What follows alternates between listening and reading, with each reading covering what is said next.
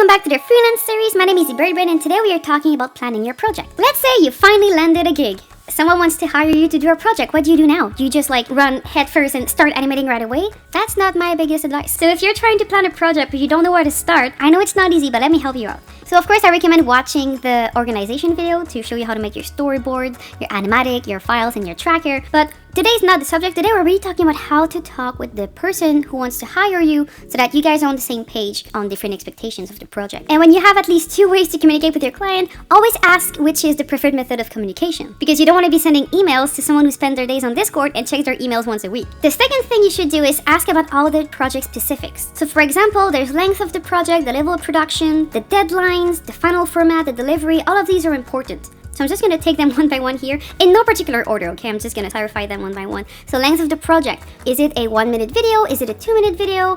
What length do they want? And then level of production. This is important because do they want crap animation? Do they only want rough animation? Are you supposed to ink and paint it? Are you supposed to add shadows and light to it and compositing? You see, these things can add up, so always make sure that you guys are on the same page. And then for the deadline, I always ask, is it a soft deadline or a hard deadline? Because sometimes a client is going to give you a deadline, but it can be flexible, and it is good to know in advance. Knowing that something is a soft deadline to me is not going to change anything because I always deliver on time as much as possible. But if I know that it's a hard deadline, there's no way that we can change the delivery. Maybe they have another person waiting for it. So if it is a hard deadline, and I know in advance, then I can plan things ahead, because if I have worked on other projects that have a softer deadline, that I can switcheroo these around and make sure I deliver the one that is urgent at the right time. And then final format, this is important. You have to ask them, what do you want in the end? Do you want a movie file? Do you want to get my Harmony files? Do you need a printed version of the storyboard? I don't know. So always make sure that you guys align on the delivery format. So to know if it's HD, 4K, 8K, this is so important. And then the way that you deliver, is it going to be through mail and a USB dongle? Most unlikely, but usually they're going to give you a folder on which you can put your documents.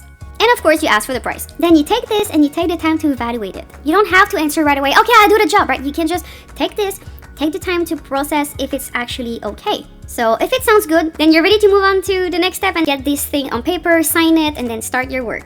But if something seems off, look at where you can adapt. And this is where the advocate for yourself video is going to come in handy. Always remember that you don't always have to ask for more money. Instead of doubling the project price of a client who might not have a lot of money, you can lower the expectations and the amount of work so that the client gets his project and you get a job. Whenever I give this advice, oftentimes people would reply that it is not a great advice, because then if I try to lower the expectations, well, they're gonna go and hire someone else and I'm gonna lose the job, which, fair. This might happen. But this is why different people, different objectives. For me, if I'm going to accept a job that is completely irresponsible for me to take on and it's too much work for the amount of pay, then I end up losing money. Because I'm gonna spend maybe 6 months working on a project that gives me 1 week's salary. And to me, this is not a viable option.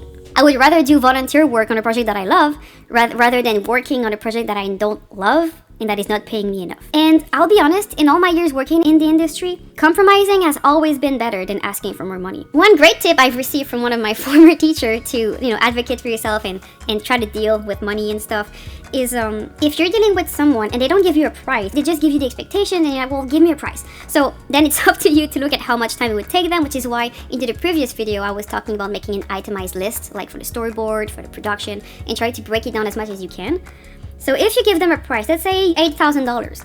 If the person is like, oh yeah, good, that's perfect. So then you can be like, okay, and if you want for an additional price, I can add some levels of retakes. But if you say the same thing, you say, oh, the video is $8,000. If the person hesitates, it's like, oh, well, that's a bit more than I thought. You can also say, well, this includes 1 level of retake. So this includes this and that. You can just add more. So just look at the reaction of people. Of course, don't sell yourself short and respect yourself and your time. If someone asks you to make a 4-minute video and their budget is $200, I would sincerely pass on the opportunity and tell them, well, for $200, I can make a sick cover for your album. It's all about keeping it respectful and nice, because usually people just don't know how expensive animation is. So, don't be too hard on people.